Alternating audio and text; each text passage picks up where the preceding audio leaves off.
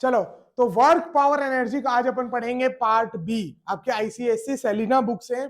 Part A अपन ने पूरा कर लिया है, वर्क डन क्या होता है, कब पॉजिटिव नेगेटिव और जीरो होता है, एक्सप्रेशन क्या है उसके लिए, पोटेंशियल एनर्जी, पोटेंशियल एनर्जी नहीं, एनर्जी क्या होती है, पावर क्या होता है, एनर्जी की सारी यूनिट, पावर की सारी यूनिट, ये सब अपन ने पार्ट ए में कर दिया।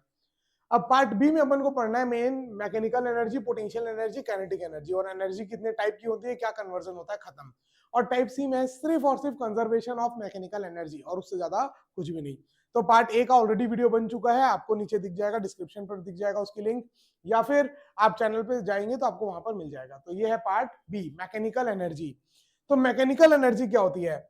जब भी किसी ऑब्जेक्ट के अंदर एनर्जी होती है, उसके मोशन के कारण भी प्लस उसके स्टेट ऑफ रेस्ट के कारण भी, मतलब कि वो कहां पर है, उसके पोजीशन के कारण, उसकी स्टेट ऑफ मोशन के कारण, स्टेट के कारण और मोशन के कारण जो एनर्जी स्टोर होती है उसको बोलते हैं mechanical energy.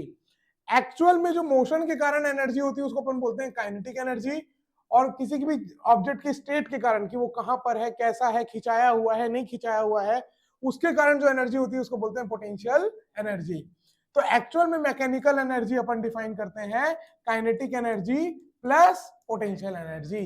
Kinetic energy plus potential energy को ही अपन बोलते हैं, क्या बोलते हैं? Mechanical energy. तो बोलो, kinetic energy plus potential energy, सीधा मैकेनिकल एनर्जी। सीधा। Kinetic energy plus potential energy is, mechanical energy. याद रहेगा? Yes sir. बस मैकेनिकल एनर्जी ऐसे डिफाइन किए हैं।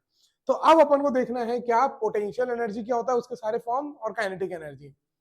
तो पोटेंशियल एनर्जी, जब भी किसी ऑब्जेक्ट के अंदर एनर्जी स्टोर होती है उसके पोजीशन के कारण, उसके पोजीशन के कारण, जैसे इसको जितना ऊपर लेके जाऊंगा उतनी एनर्जी आएगी इसके अंदर, तो इसके पोजीशन के कारण इसके अंदर एनर्जी है। तो जब भी किसी ऑब्जेक्ट के अंदर एनर्जी स्टोर होती है उसके पोजीशन के कारण, या फिर अगर एक रबर बैंड लूं और उसको मैं खींच दूं तो उसका शेप चेंज हो गया, शेप चेंज होने के कारण या साइज चेंज होने के कारण, तो जो एनर्जी होती है उसको बोलते हैं potential energy. Energy possessed by any object by virtue, energy possessed by any object by virtue of its position, change in shape, change in size is called potential energy. Is that clear? देखो यहां पर book में आपके क्या definition दिया हुआ है, the energy possessed by the body at rest due to its position और size and shape is called potential energy. वही मैं लिखवाया है ना? सर अगर ये पेन को हम फेंके नीचे तो इसमें कौन सी एनर्जी है? जब ये ऊपर था तब इसमें पोटेंशियल थी, जब आप छोड़ दिए तो इसके अंदर मोशन आ गया तो काइनेटिक एनर्जी आ गई, तो आपका पोटेंशियल एनर्जी कन्वर्ट हो रहा है काइनेटिक एनर्जी में। यही तो पढ़ना है बस सी में, कि जब भी कोई चीज गिर रहा है तो उसका मैकेनिकल एनर्जी क्या रहेगा, कंजर्व। जब वो नीचे आके वापस रुके तो वापस पोटेंशियल नहीं, हाँ नीचे पोटेंशियल कम हो गई, उसकी जो ऊपर पोटेंशियल थी ऊपर की पूरी कम हो गई, पहले काइनेटिक में कन्वर्ट हुई, फिर काइनेटिक के बाद जो आवाज आई, थोड़ा सा हीट, बार बार 100 पर पटकोगे तो कुछ यहाँ पर भी डिफॉर्मेशन आ जाएगा, है ना, तो सारी एनर्जी फिर वेस्ट हो गई। ठीक है, तो जब तक खाली ग्रेविटी का फोर्स लग रहा था तब तक मैकेनिकल एनर्जी कुछ नहीं वेस्ट हुई थी, पूरी की पूरी पोटेंशियल किसमें कन्वर्ट हुई थी, काइनेटिक में। लेकिन जैसे जाके गिरा तो फिर उसके बाद आवाज में, इसमें, उसमें, सब चीज में एनर्जी चली गई। ठीक है क्या? क्योंकि जो ये नॉर्मल फोर्स लगा रहा है जो जमीन, वो कंजर्वेटिव फोर्स नहीं है। 9th में पढ़े थे ना conservative force, non conservative force, नहीं पढ़े हो? चलो अभी बताता हूँ पूरा, चलो चलो चलो चलो, पढ़े सब पढ़े। हाँ फिर भी बताऊंगा, चलो चलो इधर देखो। तो पोटेंशियल एनर्जी क्या है, तो सबसे पहले आ गया डेफिनेशन, आपके बुक में दिया हुआ है, या अगर आप ये लिखना चाहो तो इसको लिख सकते हो, मैं डिक्टेट कर दे रहा हूं। Energy possessed by any object by virtue of its position, change in shape, change in size is called potential energy. ये आपके बुक में पेज नंबर 32 में दिया हुआ है, पेज नंबर 32 में बॉक्स बना के दिया हुआ है, उस बॉक्स के अंदर की डेफिनेशन आप लिख सकते हैं। चलो अब पोटेंशियल एनर्जी को और आगे बढ़ने से पहले कुछ बात करते हैं दो, कंजर्वेटिव फोर्स और नॉन कंजर्वेटिव फोर्स की। किसकी बात करेंगे? ठीक है, conservative force and non conservative force. ठीक है, ये आपने पहले पढ़ा होगा, भले आपको याद नहीं है क्योंकि आपके इस बुक में कुछ दिया नहीं इसके बारे में, तो इसका मतलब ये 9th में ही आपके होगा। चलो, तो कंजर्वेटिव फोर्स और नॉन कंजर्वेटिव फोर्स क्या होता है? कंजर्वेटिव फोर्स जिसमें आपका जो वर्क डन है जी, ऐसे फोर्स जिसके अगेंस्ट आप अगर आप वर्क कर रहे हो तो आपका वर्क डन जो है वो पाथ के ऊपर डिपेंड नहीं करेगा। सिर्फ इनिशियल पोजीशन और फाइनल, कहीं से भी लेके जाओ, कहीं से भी लेके जाओ, है ना, पाथ के ऊपर डिपेंड नहीं करेगा, तो अपन उसको बोलेंगे कंजर्वेटिव फोर्स। ठीक है, कंजर्वेटिव फोर्स क्या है? जिसमें work done does not depends on path, और इसमें क्या बोलोगे? Work done depends on path. Is that clear? याद आ रहा है? तो कंजर्वेटिव फोर्स में वर्क डन जो है वो पाथ के ऊपर डिपेंड नहीं करता, नॉन कंजर्वेटिव फोर्स में वर्क डन पाथ के ऊपर डिपेंड करता है। अब कंजर्वेटिव बोल रहे हैं तो मतलब कुछ ना कुछ तो कंजर्व रहता होगा, तो यहां पर क्या होता है? मैकेनिकल एनर्जी इज कंजर्व्ड, और यहां पर mechanical energy is not conserved. बाकी कुछ एग्जांपल याद रखना, gravitational force, spring force, magnetic force, electric force, नहीं स्प्रिंग आ गया ना, और कोई भी कांस्टेंट फोर्स, अगर एकदम मैग्नीट्यूड और डायरेक्शन सब कांस्टेंट है, कांस्टेंट फोर्स, तो ये सारे के सारे क्या होते हैं? कंजर्वेटिव। नॉन कंजर्वेटिव का एग्जांपल आपका मस्कुलर फोर्स, आपका फ्रिक्शनल फोर्स, याद रहेगा? ठीक है, नहीं फ्रिक्शनल फोर्स, मस्कुलर फोर्स, या और भी अगर कहीं पर फोर्स लग रहा है जो कांस्टेंट नहीं है, डायरेक्शन भी बदल रही है, तो वो आपका जो हो गया वो क्या हो गया? Non conservative force. ठीक है, is that clear? Is that clear? चलो, तो पोटेंशियल एनर्जी क्या होता है ये बात समझ में आ गया। पोटेंशियल एनर्जी जब किसी ऑब्जेक्ट के अंदर एनर्जी है उसकी जगह के कारण या उसके change in shape, change in size के कारण, तो उसको अपन बोल रहे हैं potential energy. Is that clear? ठीक है, चलो, और अब पोटेंशियल एनर्जी पढ़ने से पहले अपन ये क्यों पढ़ रहे हैं? क्योंकि दो टाइप के फोर्स होते हैं, कंजर्वेटिव फोर्स और नॉन कंजर्वेटिव फोर्स। याद रखना, कंजर्वेटिव फोर्स के लिए ही पोटेंशियल एनर्जी डिफाइंड है, नॉन कंजर्वेटिव फोर्स में आप पोटेंशियल एनर्जी नहीं बोल सकते, ये बात याद रखोगे। अगर मान लो नॉन कंजर्वेटिव फोर्स है ना, तो आप जो वर्क कर रहे हो एनर्जी स्टोर ही नहीं हो रही, वेस्ट हो जा रही है। जैसे फ्रिक्शन, ये देखो पैर घिस रहा हूं, आवाज आ रही है, तो एनर्जी वेस्ट हो गई, मेरी जो एनर्जी है वो साउंड में कन्वर्ट हो गई, प्लस हीट में, अरे गर्म हो गया इतना सही रगड़ने में, है ना, तो हीट में एनर्जी वेस्ट हो गई। तो जब भी नॉन कंजर्वेटिव फोर्स होगा, इधर जब भी नॉन कंजर्वेटिव फोर्स होगा तो आपकी जो एनर्जी है वो स्टोर्ड ही नहीं होगी, और स्टोर्ड ही नहीं होगी तो पोटेंशियल एनर्जी नामक कोई चीज नहीं आएगी। Is that clear? और अगर कंजर्वेटिव फोर्स है जैसे कि धरती माता, तो धरती माता का फोर्स क्या है? कंजर्व। कैसा है? कैसा है? तो अगर मैं इस ऑब्जेक्ट को ऊपर लेके जा रहा हूं तो मैं वर्क डन किया और मेरा वर्क डन वेस्ट तो स्टोर हो गया, किस फॉर्म में? तो उसको नाम दे दिया पोटेंशियल एनर्जी। बात समझ में ना? जरूरी नहीं है ना हर बार मैं अलग अलग डायरेक्शन में लेके जा रहा हूँ। हाँ, फ्रिक्शन के अगेंस्ट अगर जैसे मस्कुलर फोर्स से मैं अगर वर्क कर रहा हूँ तो एनर्जी वेस्ट हो जाएगी। इसमें कहाँ कुछ वेस्ट हो रहा है? अरे मस्कुलर फोर्स मतलब आप जो लगा रहे हो किसी ऑब्जेक्ट के ऊपर, ठीक है, आपका फोर्स जरूरी थोड़ी कांस्टेंट रहे, इधर उधर बदल सकता है ना, तो फिर पाथ के ऊपर डिपेंड करेगा। मान लो आप खुद एक ऑब्जेक्ट को लेके जा रहे हो, इस यहां से यहां लेके जा रहे हो और यहां से ऐसा घुमा के यहां लेके आ रहे हो, तो दोनों में वर्क डन आपके लिए अलग होगा ना। चलो ठीक हो गया, ये क्लियर समझ में आ गया? पक्का? है ना। तो अब कंजर्वेटिव फोर्स के अगेंस्ट ही जब आप वर्क करते हो तो वो स्टोर हो जाता है in the form of potential energy. याद रखोगे? तो पोटेंशियल एनर्जी की डेफिनेशन अलग है और पोटेंशियल एनर्जी निकालते कैसे हैं वो अलग है ना। Work done by external force, work done bye external force against any conservative force is stored inside the object in the form of potential energy। याद रहेगा कि जब भी आप कंजर्वेटिव फोर्स अगर है तो ही पोटेंशियल एनर्जी का नाम आएगा, अदरवाइज नाम नहीं आएगा। Is that clear? तो जब भी आप किसी भी कंजर्वेटिव फोर्स के अगेंस्ट वर्क करोगे, चाहे स्प्रिंग को दबाने में, चाहे स्प्रिंग को खींचने में, चाहे किसी ऑब्जेक्ट को ऊपर उठाने में, या एक मैग्नेट के पास से दूसरे मैग्नेट को दूर ले जाने में, आपका वर्क डन स्टोर हो जाएगा ऑब्जेक्ट के अंदर इन the form of potential energy. याद रहेगा? याद रहेगा? ठीक है, तो इस चीज को मैं लिख भी देता हूं, इस चीज को लिख भी देता हूं मैं, कहां लिखूं लेकिन,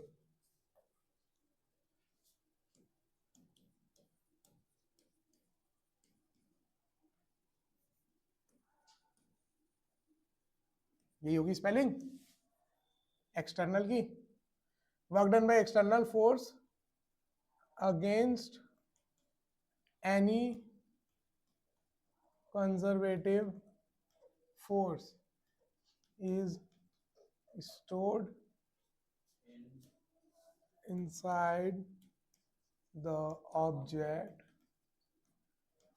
in the form of potential energy. ठीक है, work done by external force against any conservative force is stored inside the object in the form of potential energy. याद रहेगा, याद रहेगा, ठीक है। लेकिन ये डेफिनेशन नहीं है पोटेंशियल एनर्जी की, ये तो बताया कि पोटेंशियल एनर्जी कहां से आती है, जो आप वर्क डन कर रहे हो, एक्सटर्नल फोर्स जो वर्क डन कर रहा है वो कन्वर्ट हो रहा है किसमें, पोटेंशियल एनर्जी में। Is that clear, is that clear? Yes sir. लेकिन पोटेंशियल एनर्जी की डेफिनेशन क्या है, energy possessed by any object by virtue of its position, change in shape, change in size is called potential energy. याद रहेगा, पक्का? चलो, अब types of potential energy, बहुत सारे पोटेंशियल एनर्जी होते हैं, gravitational potential energy, electrostatic potential energy, magnetic potential energy, spring potential energy, constant potential energy, अलग अलग। आप किस फोर्स के अगेंस्ट आप वर्क कर रहे हो तो उस हिसाब से अलग अलग नाम दे दिया, है ना। जैसे स्प्रिंग, कोई भी चीज के खिंचाने के, शेप चेंज होने के कारण जो एनर्जी होती है उसको अपन ने नाम दे दिया इलास्टिक पोटेंशियल एनर्जी। क्या नाम दे दिया? Elastic potential energy. क्या नाम दे दिया? Elastic potential energy. Is that clear? किसी भी ऑब्जेक्ट के, इधर ध्यान से सुनो, किसी भी ऑब्जेक्ट के चेंज इन शेप या चेंज इन साइज के कारण जो एनर्जी स्टोर होती है उसको बोलते हैं इलास्टिक पोटेंशियल एनर्जी। जैसे रबड़ है, अपन बोलते हैं ना इलास्टिक है, इसके अंदर खिंचा सकता है, खिंचाव है, तो रबड़ है, उसको अपने शेप चेंज करने के कारण उसके अंदर एनर्जी स्टोर करी। सर यानी कि जो पिज्जा, जैसे ऐड में पिज्जा दिखाता है वो भी इलास्टिक हुआ, तो लेकिन वो इलास्टिक फॉर्म होना चाहिए ना, टूट जाएगा थोड़ी देर में, हल्का सा खिंचा रहा है, हल्का सा वर्क कर सकता है वो 2 दाना, जब तक वो इलास्टिक है तो काट दोगे तो इलास्टिक नहीं रहेगा फिर तो, समझ रहे हो। जैसे रबर बैंड यहां बांध दो तो इलास्टिक है, अब मैं वर्क डन करूंगा ऐसे खींचने के लिए और छोड़ दूंगा तो वर्क डन करेगा ना, वो करेगा कि नहीं, है ना, तो तेजी से जाएगा आपके पास। तो मैंने क्या किया, पहले रबर बैंड था, मैंने उसको खींचा तो मैंने वर्क डन किया, मेरा वर्क डन स्टोर हो गया इन the form of potential energy. अब जैसे ही छोड़ा वो पोटेंशियल एनर्जी कन्वर्ट हो गया किसमें, काइनेटिक एनर्जी में। बात समझ में आई? लेकिन याद रखना यहाँ पर पोटेंशियल एनर्जी क्यों हुआ, क्योंकि कंजर्वेटिव फोर्स था। स्प्रिंग का फोर्स, इलास्टिक का फोर्स कैसा होता है, कंजर्वेटिव इन नेचर। अगर नॉन कंजर्वेटिव फोर्स होता तो मेरा वर्क डन स्टोर ही नहीं होता। अब जैसे मैं किसी भी चीज को इस कुर्सी को खींच के यहां से यहां लाऊं, वर्क डन किया मैं फ्रिक्शन के अगेंस्ट, तो क्या कोई एनर्जी वेस्ट स्टोर हुई इसके अंदर, वेस्ट हो गई ना, कहाँ स्टोर हुई भैया। अगर जब लेके आ रहे हो आप तो मैंने वर्क डन तो किया, आपने वर्क डन किया, वो यहाँ तक है, जब यहाँ के रख दिया तब तो वो स्टोर हो गया ना। कहाँ से स्टोर हो गया, किस फॉर्म में स्टोर हो गया, पूरी एनर्जी निकल तो गई, पूरी एनर्जी हीट में, आवाज नहीं आएगी इसको खींचूंगा तो फिर पूरी एनर्जी आवाज में, हीट में। अब इसके अंदर कौन से फॉर्म की एनर्जी बताओ मेरे को, क्या कर सकता है। जैसे मैंने किसी चीज को ऊपर भेजा तो ये वापस से, जैसे ये यहाँ पर है, इसकी एनर्जी कुछ नहीं है मान लो अभी यहाँ पर, तो यहाँ पर लाने में इसके अंदर पोटेंशियल एनर्जी आ गई, क्योंकि छोड़ूंगा तो वर्क करेगा, किया ना, वेलोसिटी आई इसके अंदर, या नीचे कांच वांच होता तो टूट जाता, एनर्जी वर्क डन हुआ ना, तो कहां से हुआ, क्योंकि इसके अंदर एनर्जी थी। यस और नो? Yes sir. तो वैसे ही तो इलास्टिक पोटेंशियल एनर्जी जब change in shape and size, change in shape and size के कारण जो एनर्जी स्टोर होती है उसको बोलते हैं इलास्टिक पोटेंशियल एनर्जी। और भी होते हैं, जैसे अपना क्या बोलते हैं, इलेक्ट्रोस्टैटिक पोटेंशियल एनर्जी, जो चार्ज के कारण होता है, चार्ज पढ़े हो ना, है ना, लेकिन वो अभी आपकी बुक में नहीं दिया, आपकी बुक में भी 2 एग्जांपल दिए हुए हैं, कौन कौन से, इलास्टिक पोटेंशियल एनर्जी और ग्रेविटेशनल पोटेंशियल एनर्जी। कौन सा? ग्रेविटेशनल। ये क्यूब को हम लोग ऊपर से फेंकें तो कांच फूट जाएगा, एकदम पतला कांच होगा तो टूट ही जाएगा। फोन में ट्राई करिए तो। कौन सा फोन में? तो फोन का कांच पतला होता है, बल्कि बहुत मजबूत होता है, इसकी जगह पत्थर फेंकोगे तो टूट ही जाएगा। हाँ सर, ले गया तो नवा फोन निकाल। चलो, ग्रेविटेशनल पोटेंशियल एनर्जी, है ना, तो जब भी अपन वर्क डन किए हैं अगेंस्ट ग्रेविटेशनल फोर्स, बस यहाँ पर एनी फोर्स की जगह क्या आ जाएगा, ग्रेविटेशनल फोर्स। आप ग्रेविटेशनल फोर्स के अगेंस्ट जब भी वर्क करोगे तो आपकी एनर्जी स्टोर हो जाएगी इन the form of potential energy, और इसी पोटेंशियल एनर्जी को बोलेंगे ग्रेविटेशनल पोटेंशियल एनर्जी।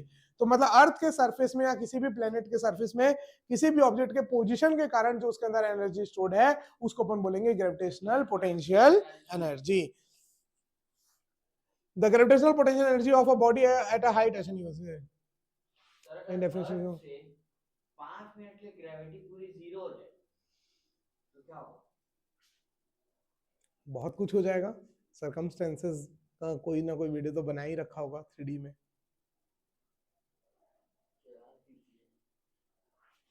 हाँ, ये अंडरलाइन कर लो पेज नंबर 32 में। The potential energy possessed by a body due to the force of attraction of earth on it is called gravitational potential energy. Underline कर लिए page number 32 में। The potential energy, gravitational potential energy की definition है ना, the potential energy possessed by a body due to the force of attraction of earth on it is called gravitational potential energy. कर लिए underline. ये सारा notes work power energy का और calorimetry 2 का, कैलोरीमेट्री 1 का मैं बोला हूं कि वीडियो देख करके नोट्स बना लेना। नहीं मिले जिस दिन सोचे रहना क्या हालत होगा, ठीक है। ऑनलाइन वालों को चेक कैसे करोगे? ऑनलाइन वालों को बोल रहे हो वर्क पावर एनर्जी का तो चाहिए। जो लोग ऑनलाइन देखेंगे, ऑफलाइन वाले जो ऑनलाइन देखेंगे, 2 लोग है ना। कैलोरीमेट्री तो नहीं मिलेंगे, ये वर्क पावर एनर्जी। कैलोरीमेट्री के क्यों नहीं मिलेंगे? पूरा रिकॉर्ड किया हूं मैं लेक्चर दोनों, लेक्चर 1 लेक्चर 2। आज जाके पूरा नोट्स बन जाना चाहिए। मेरे बनना है। बन गए? दिखाओ अच्छे से, इज्जत से। इज्जत से बनाना तो कुछ का तो बन ही होगा। पूरा लेक्चर देख के पूरा एक एक टॉपिक इज्जत से एक साथ एक जगह। इज्जत से बना, इज्जत से बना, इज्जत। ये उसी दिन का होमवर्क तो उसी दिन तो दिया था पूरा नोट्स बनाने के लिए। बनाए हो तुम? बनाए हो? दिखाओ। इसका तो इज्जत से कभी हो ही नहीं सकता क्योंकि हैंडराइटिंग ही ऐसी है। कहाँ है ये? पूरा है? आप दिन दिन ये भी उतना ही दिखा रहा है। चेक कर ले भाई, निकाल दे भाई। टोटल कितना है? 11। और फिर पार्ट टू का तुम भी नहीं किए हो। पार्ट 2 का नहीं किया, पार्ट 2 का भी करना है। हाँ, तो पूरा चैप्टर का नोट्स बनाना है अच्छे से एक जगह। दोनों पार्ट 2 का कल, और वर्क पावर एनर्जी पूरा आज ये भी डाल दूंगा अभी वीडियो, ठीक है। The potential energy possessed by a body due to the force of attraction of earth on it is called its gravitational potential energy. ठीक है? ठीक है? Yes sir. पक्का? Yes sir. गुड।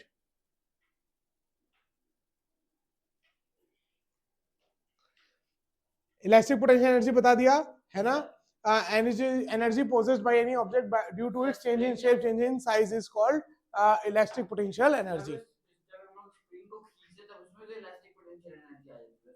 जब दबाते तब ना कॉन्ट्रैक्शन आता है। दबाओगे तब भी एनर्जी, खींचोगे तब भी एनर्जी, दोनों में आप वर्क डन पॉजिटिव कर रहे हो, ठीक है। चलो next, expression for gravitational potential energy. तो मैंने अभी बताया कि आप जो भी वर्क डन करते हो, इधर अरे ओए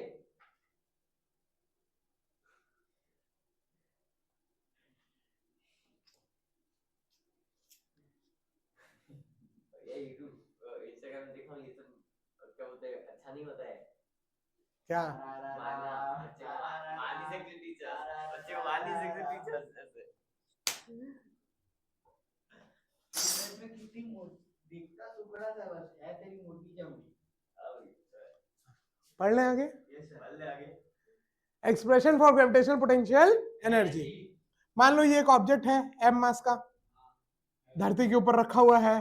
इसको मैं यहां से h हाइट ऊपर लेके जा रहा हूं, h हाइट ऊपर। एक बात बताओ, धरती माता इसको कितना प्यार देगी? कितना फोर्स लगाएगी?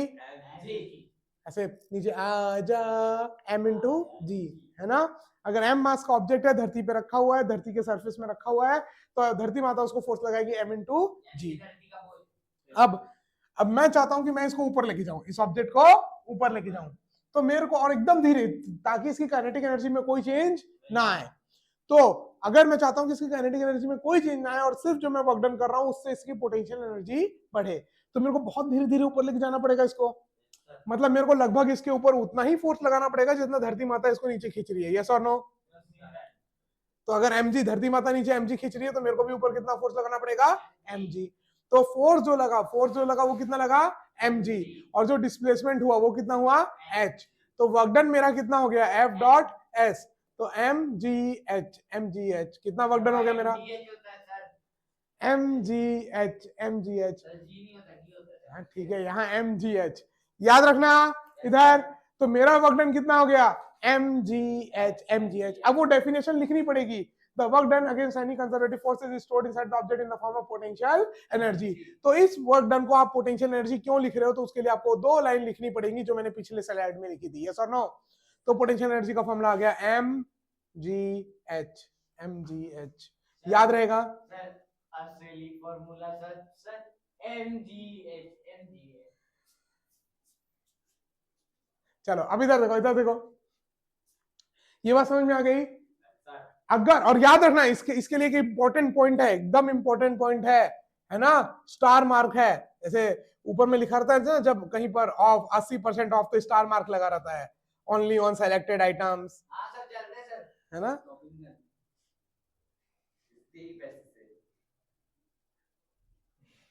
फॉर्म में नंबर है ना पापा का? ठीक है, हाँ सेव भी होगा।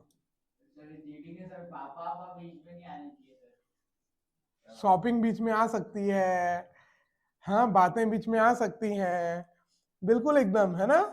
नहीं सर, आज तक कुछ नहीं सर आप ही बोल रहे थोड़ी एनर्जी दिखाओ। तो एनर्जी दिखाओ पढ़ने में, शॉपिंग करने में नहीं। चलो इधर पोटेंशियल एनर्जी कितना हो गया? mgh। Condition applied, star mark. इस पॉइंट की पोटेंशियल एनर्जी mgh तभी होगी जब इस पॉइंट की पोटेंशियल एनर्जी कितनी हो? 0। ये बात याद रखना। एक्चुअल में तो ग्रेविटेशनल पोटेंशियल एनर्जी अपन ऐसे डिफाइन नहीं करते हैं। एक्चुअल में ग्रेविटेशनल पोटेंशियल एनर्जी का फॉर्मूला होता है -g(m1) mass of earth upon radius of earth का होल स्क्वायर। ठीक है, इस टाइप से नहीं, स्क्वायर नहीं, अपॉन रेडियस ऑफ अर्थ, इस टाइप से डिफाइन करते हैं किसी भी पॉइंट का। लेकिन अपन को अभी किसी भी पॉइंट का नहीं करना है, अपन को रिलेटिव करना है कि अगर यहाँ 0 तो यहाँ कितनी, तो वो अपना आंसर निकल के आता है कितना? mgh। याद रहेगा? ये फॉर्मूला में ऊपर एक स्टार मार्क लगा हुआ है, याद रखना। किसी भी पॉइंट का mgh पोटेंशियल एनर्जी तभी है जब जहां से उठाए हो वहां का पोटेंशियल एनर्जी क्या मानो? 0। अगर आप इसको 0 नहीं माने हो, अगर मान लो यहाँ का 10 माने हो, तो यहाँ का हो जाएगा 10 प्लस mgh। बात समझ में आई? बढ़ जाएगा। ये बात याद रखना कि कहीं पर भी ऊपर लेके जा रहे हो तो पोटेंशियल एनर्जी बढ़ेगी। इधर इधर इधर। अच्छा एक बात बताओ, अभी तो मैं किसी ऑब्जेक्ट को ऊपर लेके गया, इस ऑब्जेक्ट को ऊपर लेके गया इधर, तो मेरा फोर्स भी ऊपर, डिस्प्लेसमेंट भी ऊपर, तो वर्क डन कितना? अब मैं इसको नीचे लेके जाऊंगा तो मेरा फोर्स कहाँ? ऊपर। अरे धरती माता इसको नीचे खींच रही है ना, अब मेरे को इसको धीरे धीरे नीचे लेके जाना है। मैं इसको फोर्स तो ऊपर ही लगा रहा हूं, अगर मैं इसको पकड़ूंगा नहीं तो गिर जाएगा तेजी से। मेरे को बहुत धीरे धीरे इसको नीचे लेके जाना है, तो मेरा फोर्स कहाँ है? ऊपर। बस दोनों केस में क्या अंतर था? पहले जो मेरा फोर्स ऊपर था वो mg से जस्ट थोड़ा सा ज्यादा था पॉइंट, अब जो है वो mg से थोड़ा सा कम है, तो ओवरऑल ऑब्जेक्ट कहाँ जा रहा है? नीचे। बात समझ में आई? लेकिन मेरा फोर्स अभी भी कहाँ लग रहा है? और मैं लेके कहाँ जा रहा हूं? तो अपोजिट डायरेक्शन हो गई। तो इसलिए जब भी नीचे लेके जाएंगे, अगर यहाँ का पोटेंशियल एनर्जी 0 माना है और नीचे h हाइट लेके जाएंगे, तो यहाँ की पोटेंशियल एनर्जी हो जाएगी -mgh। ठीक है, तो अब याद रखना कि जब भी ऊपर लेके जाएंगे, ऊपर लेके जाएंगे तो mgh बढ़ जाएगा, mgh एनर्जी बढ़ जाएगी। ठीक है, और नीचे लेके जाएंगे तो mgh एनर्जी घट जाएगी। तो इससे एक और एक्सप्रेशन आता है, ठीक है, h into e is equal to he। h into e is equal to he। Hindi तो इंग्लिश इक्वल टू आज तो कॉल जाएगा इसे।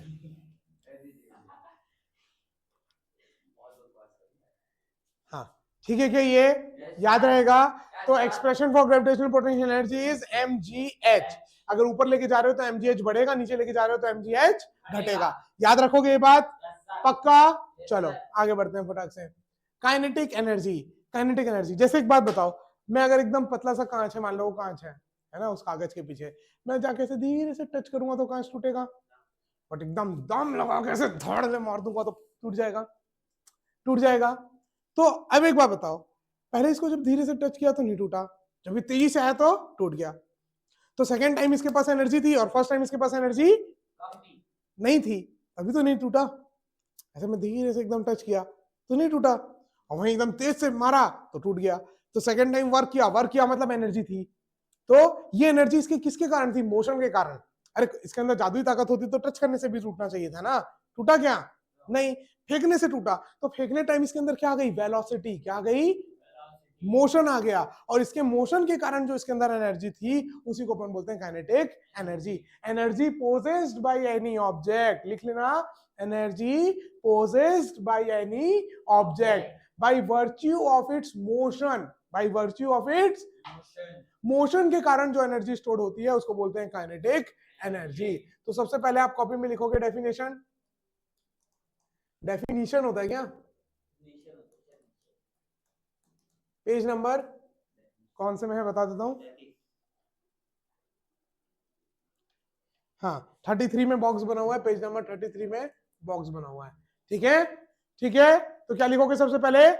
काइनेटिक एनर्जी का definition, energy possessed by any object by virtue of its motion, by virtue of its motion is called its kinetic energy. याद रहेगा?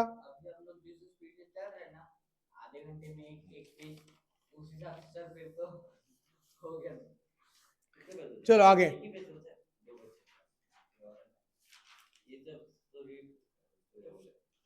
चलो अब निकालते हैं एक्सप्रेशन फॉर काइनेटिक एनर्जी। बात समझ में आई क्या? बात समझ में आई का? चलो एक्सप्रेशन, तो इसमें तो डेफिनेशन लिखना है बस, है ना। तो कोई भी अगर एक ऑब्जेक्ट है, अगर उसके पास वेलोसिटी है तो उसके पास काइनेटिक एनर्जी है। अगर वेलोसिटी जीरो तो काइनेटिक एनर्जी जीरो। अगर अगर कोई ऑब्जेक्ट रेस्ट पे है तो काइनेटिक एनर्जी कितनी? जीरो। ठीक है। और हाँ एक बात और याद रखना, सारी चीजें potential energy, kinetic energy, everything is a scalar quantity. ठीक है, potential energy and kinetic energy is scalar, आर होगा वैसे तो, क्वांटिटी। याद रखोगे? ठीक है। और ये सब एनर्जी का ही है, यूनिट एनर्जी है, तो इसलिए इन सब की यूनिट क्या है? जूल्स। एक बात और एकदम याद रखना, ये अभी प्रूफ भी करेंगे, kinetic energy is always positive. Potential energy तो पॉजिटिव नेगेटिव सब हो सकती है ना, पॉजिटिव नेगेटिव और जीरो। अभी देखे ना, ऊपर लेके जा रहे हैं तो प्लस mgh, नीचे लेके जा रहे हैं तो माइनस mgh। पोटेंशियल एनर्जी में ये लिख लेना, कहां पर है? यहां पर पोटेंशियल एनर्जी का। एक बात और एकदम इंपॉर्टेंट नोट करके, potential energy can be positive, negative and zero. Potential energy positive, negative, zero तीनों हो सकती है। Whereas kinetic energy is always positive. Kinetic energy is always positive. Notes बनाते जाना, सुंदर से बता दे रहा हूं, नहीं तो बिखर जाएंगे सारे कॉन्सेप्ट, सारे कुछ याद नहीं रहेगा थोड़े दिन बाद। चलो expression for kinetic energy, kinetic energy के लिए एक्सप्रेशन। तो भैया काइनेटिक एनर्जी के लिए आपको एक्सप्रेशन देना है। एक तरीके से आप कैसे समझ सकते हो? देखो दो चीजें समझ सकते हो, किसी भी तरीके से समझो। इधर मान लो अगर एक ऑब्जेक्ट है, ये रेस्ट पे था, ये एक एम मास का ऑब्जेक्ट कैसे था? रेस्ट पे। तो इसके अंदर कोई एनर्जी थी? मान लो अब इसके अंदर वेलोसिटी, धरती में रखा हुआ है एकदम सरफेस में, तो जीरो मान लिया अपन, हाइट में रहता तो मानते हैं। ठीक है, तो ये रेस्ट पे था तो इसके अंदर कोई काइनेटिक एनर्जी नहीं थी। अब इसके पास वेलोसिटी आ गई तो इसके अंदर कुछ काइनेटिक एनर्जी आ गई होगी। तो ये वेलोसिटी कैसे आई होगी? कोई ना कोई धक्का मारा होगा तभी आई होगी, अपने आप तो नहीं आई होगी। अरे यस और नो? कोई धक्का मारा होगा तभी तो आई होगी वेलोसिटी, अपने आप थोड़ी ना चलने लग जाएगा, पैर थोड़ी है उसके, है ना। तो ये एम मास का ऑब्जेक्ट था, पहले रेस्ट पे था, अब उसके पास वेलोसिटी आ गई, तो किसी ने फोर्स लगाया होगा तो एनर्जी आई होगी। तो फोर्स आने के बाद भी ये वेलोसिटी आने में कुछ दूरी लगी होगी चलने में। अरे ये ऑब्जेक्ट रेस्ट पे है, मैं इसको फोर्स भी लगाऊंगा तो थोड़ा दूर चलेगा ना, यस और नो? अगर एक बॉल है, एक बॉल को भी मेरे को फेंकना है, तो ऐसा नहीं कि यहाँ मैं ऐसा कर दूंगा और निकल जाएगा, ऐसे भी करूंगा तब भी देखो थोड़ा सा डिस्प्लेसमेंट होगा। यस और नो? तो अगर मैं किसी भी ऑब्जेक्ट को वेलोसिटी देना चाहूंगा तो मेरे को थोड़ा सा तो डिस्प्लेसमेंट करना पड़ेगा, और बॉल को आपको जितना तेज फेंकना है आप उतना दूर डिस्प्लेस करते, ताकि जितना देर तक आपका डिस्प्लेसमेंट होगा, force into displacement work done होता है। अब मैं आपको बोलूं हाथ को हिलाना ही नहीं है, कितना तेज बॉल को फेंक पाओगे बताओ मेरे को?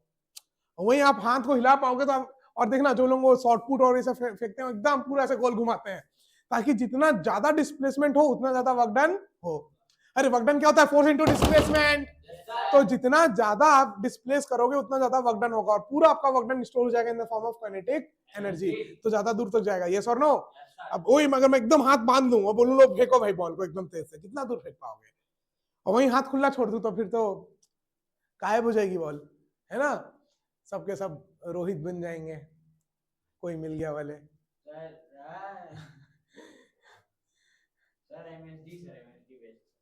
चलो इधर इधर इधर। अब ठीक है, ये बात समझ में आई?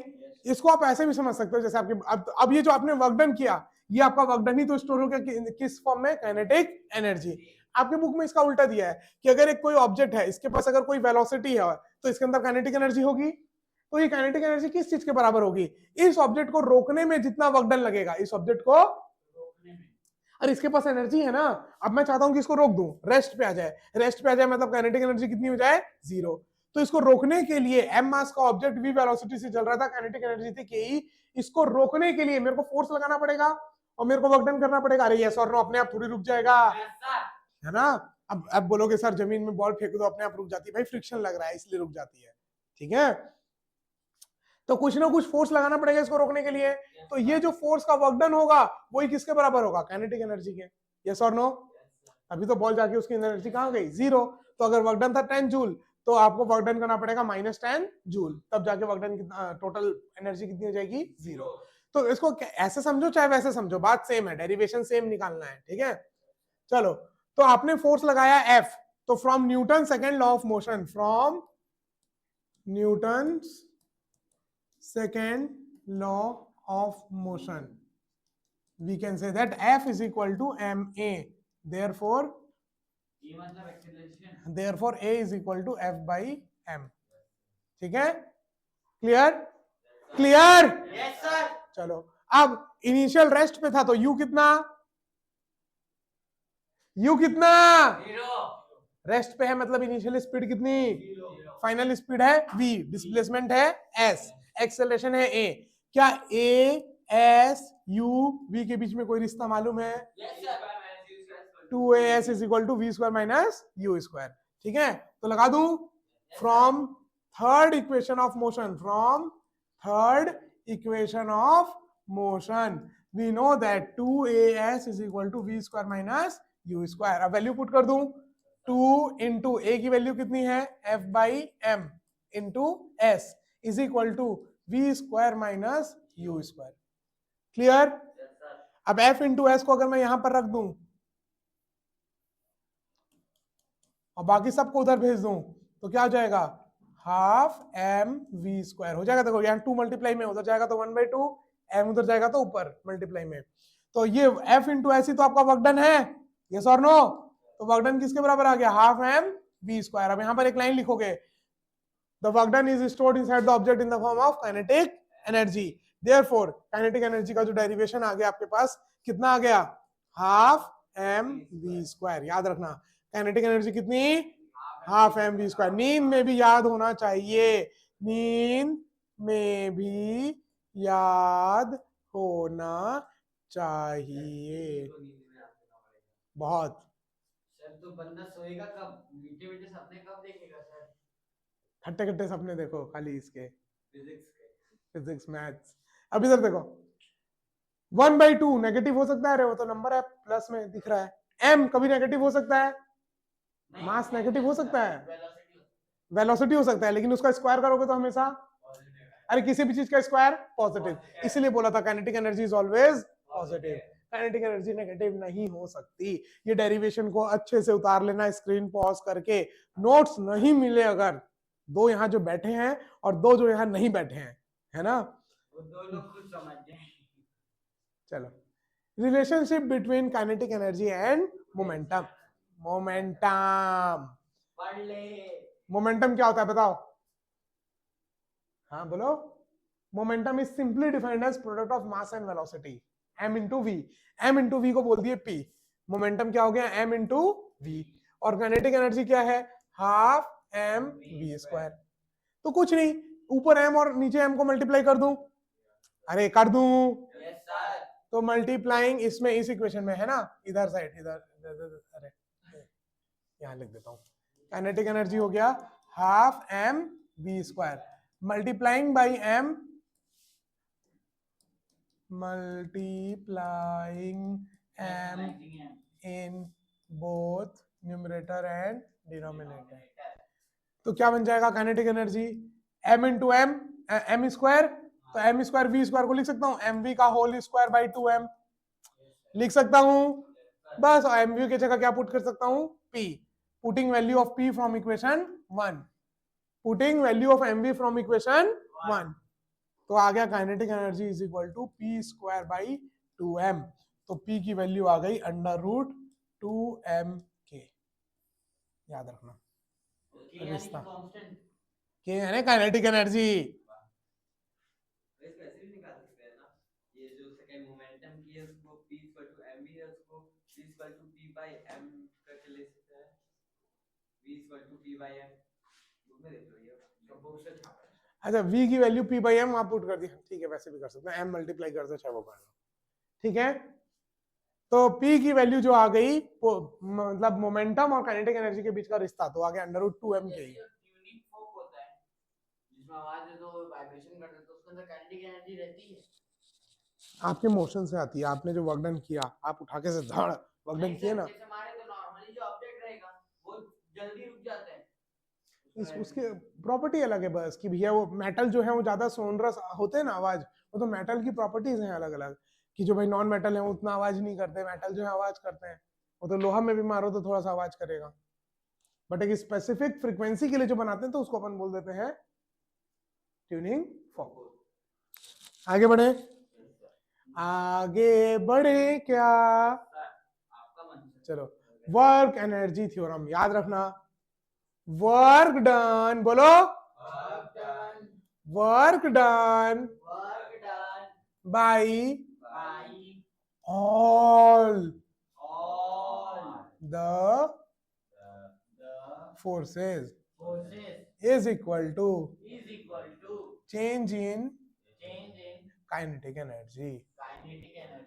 अगर इस इक्वेशन में सिर्फ ऑल लगाना भूल जाओगे तो डेफिनेशन गलत, अगर एक नंबर का डेफिनेशन है तो जीरो मिलेगा, zero. All the forces, work done by all the forces is equal to change in kinetic energy. इसी को बोलते हैं वर्क एनर्जी थ्योरम। क्या बोलते हैं? अब देखो बुक में थोड़ा सा फैंसी टाइप में दिया हुआ है, मैं एकदम सिंपल लैंग्वेज में बताया हूँ। पेज नंबर 34 में बॉक्स बना हुआ है, वो डेफिनेशन भी आप लिख सकते हो या ये मेरे डेफिनेशन लिख सकते हो, बट अच्छे से इक्वल टू को वैसे लिखना, E Q U L equal to change in kinetic energy, ऐसे शॉर्ट में नहीं लिखोगे, ये शॉर्ट में तो बाद में बताओगे, ठीक है। Work done by all the force is equal to change in kinetic energy, ये तो शॉर्ट में ऐसे लिखते हैं, डेफिनेशन लिखोगे तो पूरा इज्जत से लिखोगे। देखो बुक में भी वही बोला है, बस थोड़ा सा एक्टिव पैसिव कर दिया है। According to work energy theorem, the increase in kinetic energy of a moving body is equal to the work done by the force acting in the direction of the moving body, है ना। कि जो increase in kinetic energy है मतलब वही change in kinetic energy हुआ, इधर कितनी kinetic energy बढ़ी मतलब वही change in kinetic energy is equal to the work done by the forces, the forces s लगा दिया, या तो अगर all नहीं लगाओगे तो the forces मतलब सारे force आ गए, है ना। चेंज इन काइनेटिक एनर्जी या इंक्रीज इन काइनेटिक एनर्जी, बात समझ में आई? अब देखो इसको और कैसे लिख सकते हो, work done by all the forces equal to kinetic energy, मतलब work done by conservative force plus work done by non conservative force plus work done by external plus work done by pseudo force. Pseudo force जानते हो कि नहीं? Pseudo force है ना, is equal to pseudo force मतलब false force, जो actual में है नहीं, बट अगर आप ऐसे जगह पे खड़े हो जो खुद एक्सेलरेट कर रहा है तो आपको लगाना पड़ेगा। मेरे को लगा तुम्हारे में होगा, हटा दो। Is equal to change in kinetic energy मतलब kinetic energy final minus kinetic energy initial. यहीं से हम लाएंगे कंजर्वेशन ऑफ मैकेनिकल एनर्जी का फॉर्मूला। तो इस इक्वेशन को बाद में फिर याद किया जाएगा, याद रखना है ना। यस और नो, यस और नो, ठीक है, डन डन डन डन, याद रहेगा।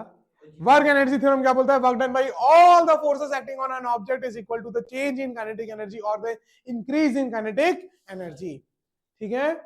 या work energy theorem states that work done by all the forces is equal to the change in kinetic energy. आपको मेरी वाली डेफिनेशन लिखनी है आप वो लिख सकते हो, बुक की डेफिनेशन लिखनी है आप बुक की लिख सकते हो, बात सेम है, थोड़ा सा आगे पीछे घुमा फिरा के बोला गया है। Is that clear? Yes, sir. Is that clear?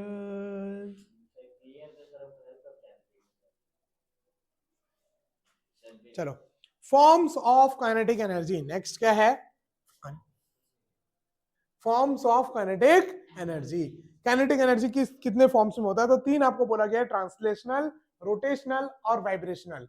क्या कौन कौन सा बोला गया है? ट्रांसलेशनल,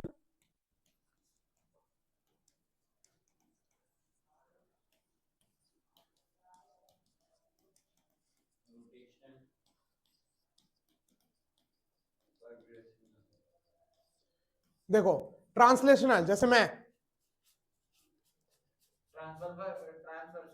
सारी चीजें अगर लीनियरली चल रही हैं, कैसे चल रही हैं?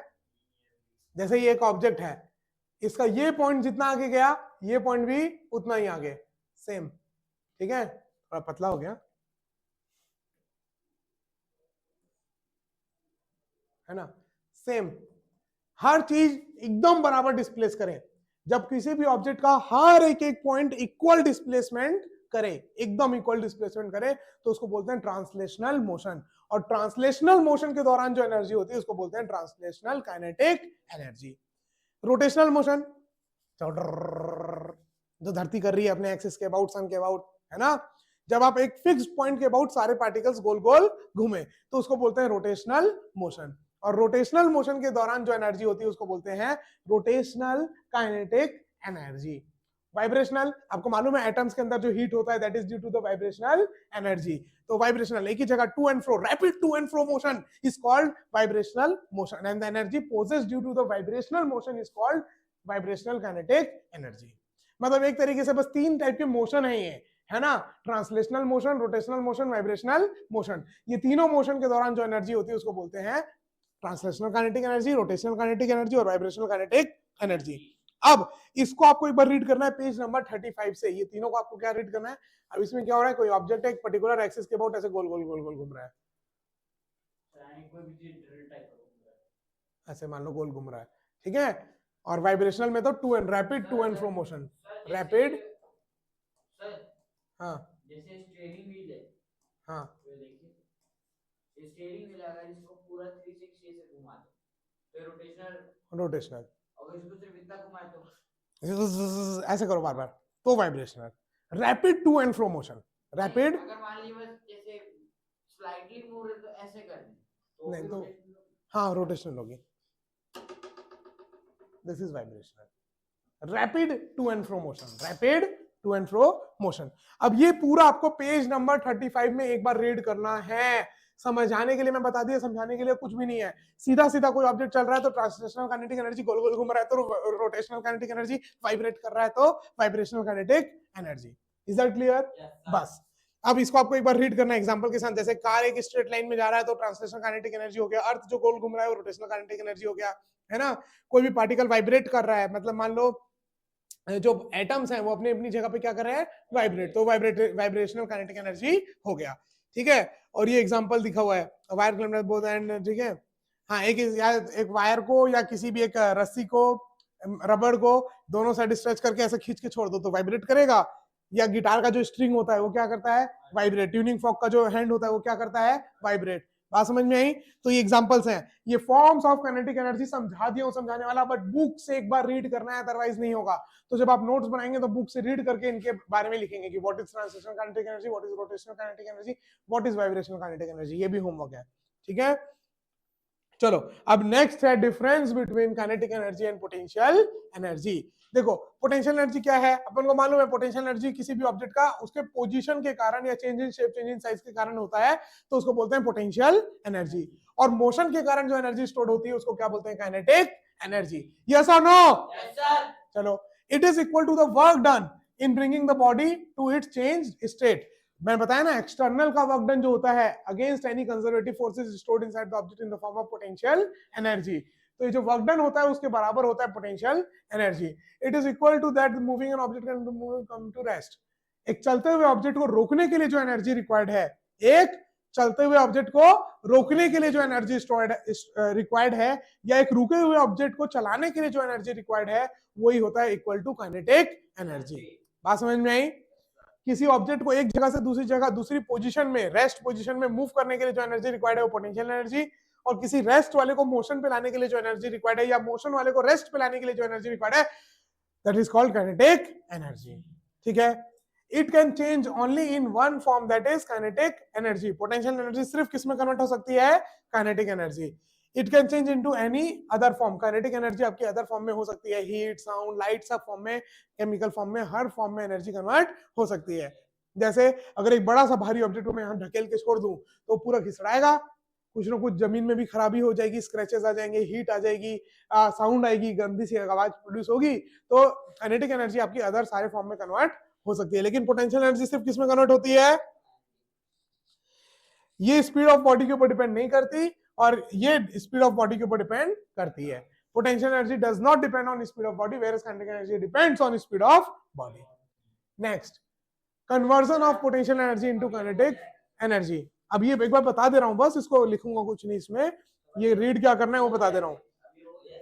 ठीक है, चलो अब पोटेंशियल एनर्जी काइनेटिक एनर्जी में कन्वर्ट हो सकती है, सिर्फ अपन ने देखा भी।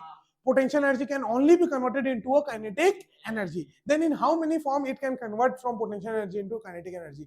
For example, you have taken a hammer, okay, and whenever you want to hammer anything, what you are doing, you are taking that hammer up. Yes or no? You are increasing its potential energy. You are doing work on a hammer and the potential energy is getting increased. Now when you bring it down, now that potential energy is getting converted into kinetic energy, and with that kinetic energy you are doing any work, whether you have to just put a nail anywhere, or you want to destroy anything, you have to break anything. What you are doing, you are first raising the potential energy, you are first raising the potential energy of that hammer, then converting it into a kinetic energy. Okay, yes or no? Yes sir.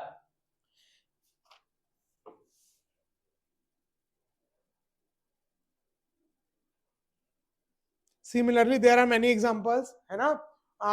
What you are doing first, that spring, you are compressing that spring. In a spring, what you are doing, you are compressing a spring.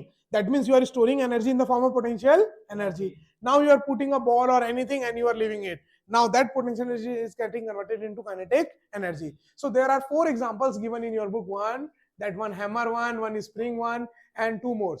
You have to read it. Nothing. You don't have to memorize anything in this. Remember, you don't have to memorize anything.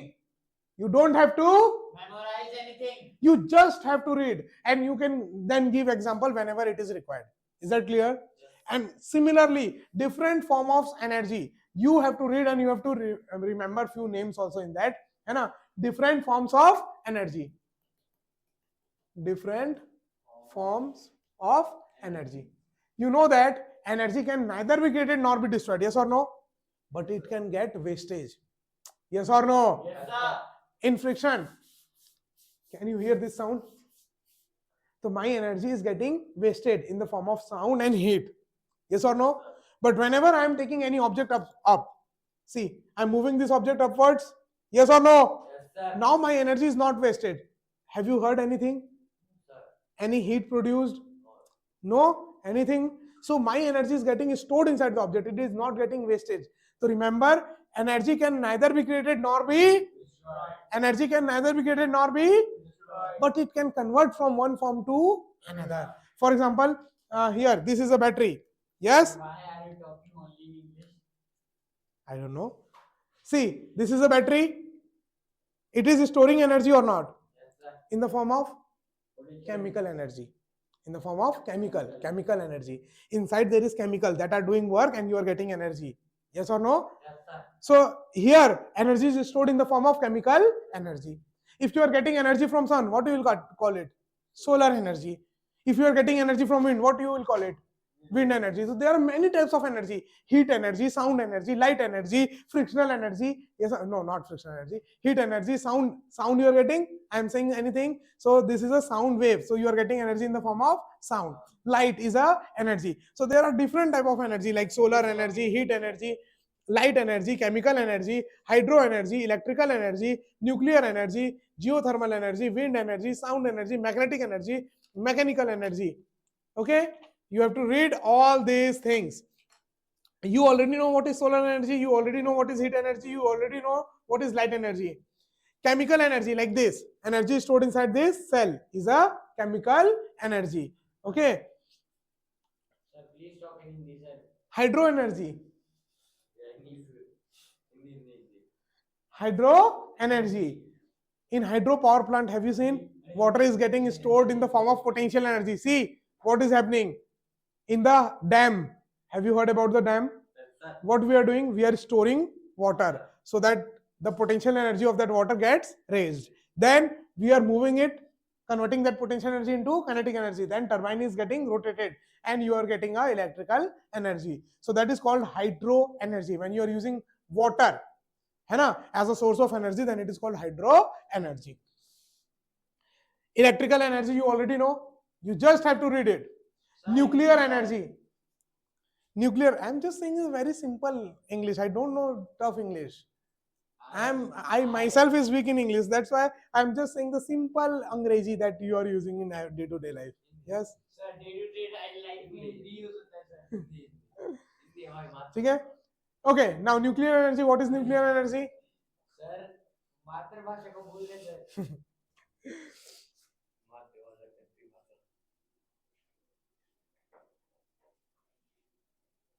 चलो बाकी सब मालूम है. Nuclear energy मालूम है. Yes, sir. Nuclear energy मालूम है. Yes, sir. Nuclear reactions होती हैं, मतलब न्यूक्लियस के अंदर न्यूट्रॉन प्रोटॉन के बीच में रिएक्शन जिससे बहुत हीट निकलती है, उस हीट से अपन इलेक्ट्रिसिटी प्रोड्यूस करते हैं, एटम बम, हाइड्रोजन बम बनाते हैं, पाकिस्तान के ऊपर गिराते हैं. तो ये जो एनर्जी है इसको बोलते हैं न्यूक्लियर एनर्जी. जियोथर्मल एनर्जी, धरती के अंदर आपको मालूम है कितना डिग्री सेल्सियस है? अरे पूरा हर एक मेटल, हार्डेस्ट से हार्डेस्ट मेटल लिक्विड फॉर्म में. यस और नो? तो कई कई जगह क्या होता है, अर्थ के क्रैक के कारण वो उतना हीट वाला मोल्टन लावा ऊपर तक आ जाता है, या वो हीट कई जगह से आप देखना, जैसे आप देखना इंडिया में ही आप कई जगह जाओगे तीर्थ जगह में, तो रहता है कि यहाँ पर जमीन के अंदर से ही गर्म पानी निकलता है ऑटोमेटिक. तो उसको बोलते हैं जियोथर्मल एनर्जी. क्या बोलते हैं? मतलब अर्थ के अंदर की हीट आ रही है और कोई पानी पानी का कोई वाटर बॉडीज है अंदर में, अंडरग्राउंड वाटर होते हैं ना. अब मान लो वहीं पर अगर कोई धरती के अंदर से हीट आ रही है तो उस पानी को गर्म कर देगी. बस वहीं पर कुंड बना दिए हैं, ये कुंड वो कुंड, गर्म पानी अपने आप आता है नेचुरली, जादू बोल दिए. वो एक्चुअल में कहां से गर्म हो क्या रहा है? वो पानी नेचुरली आ रहा है अंदर से, धरती के अंदर की जो हीट है वो आ रही है, तो उसको जियोथर्मल एनर्जी. इसी जियोथर्मल एनर्जी को अपन कई बार इलेक्ट्रिकल एनर्जी और ये सब चीज में भी कन्वर्ट करते हैं. बाकी विंड एनर्जी पता है, साउंड एनर्जी पता है, मैग्नेटिक एनर्जी पता है, मैकेनिकल एनर्जी अभी बता दिया. अब ये एनर्जी हमेशा एक फॉर्म से दूसरे फॉर्म में कन्वर्ट होती है. ये 2 पेज भी आपको पूरा का पूरा पढ़ना है. जैसे अगर मैं बोलूं मैंने पंखा चलाया, तो पहले इलेक्ट्रिकल एनर्जी थी, इलेक्ट्रिकल एनर्जी कन्वर्ट हुई किसमें? Mechanical energy and heat energy में. ठीक है. मैंने मान लो एक खिलौना था, गोल गोल घूमता था, उसमें बैटरी थी, तो बैटरी के अंदर केमिकल एनर्जी थी. पहले केमिकल एनर्जी कन्वर्ट हुई इलेक्ट्रिकल एनर्जी, फिर वो इलेक्ट्रिकल एनर्जी कन्वर्ट हुई मैकेनिकल एनर्जी में. बात समझ में आई? तो जब भी कोई चीज आप डे टू डे लाइफ में कोई भी चीज यूज कर रहे हो, तो एनर्जी का कन्वर्जन हो रहा है in the form of from one form to another. Energy can neither be created nor be destroyed, but it can be converted from one form to another. And you have to read this. Page number 38 39 पूरा पढ़ना है. Page 38 37 38 39 37 38. कुछ भी याद करने की जरूरत नहीं है, बस रीड करना है अच्छे से, पेंसिल लेकर के रीड करना है. और इसी के साथ ये चैप्टर होता है समाप्तम. पार्ट सी बचा है. पार्ट सी को देखने के लिए बने रहे हमारे साथ इस चैनल पे. अगले चैप्टर में फिर अगले लेक्चर में फिर मिलेंगे. तब तक के लिए हंसते रहिए, मुस्कुराते रहिए, देखते रहिए सौरभ सर की क्लास. जय हिंद, bye bye, take care. Homework करके जरूर आना, पूरा नोट्स बनाना है. प्लस होमवर्क और बता दूं,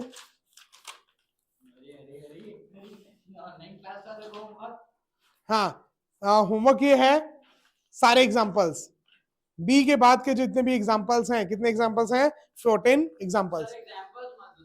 एग्जांपल्स नहीं, examples final. Bye bye, take care.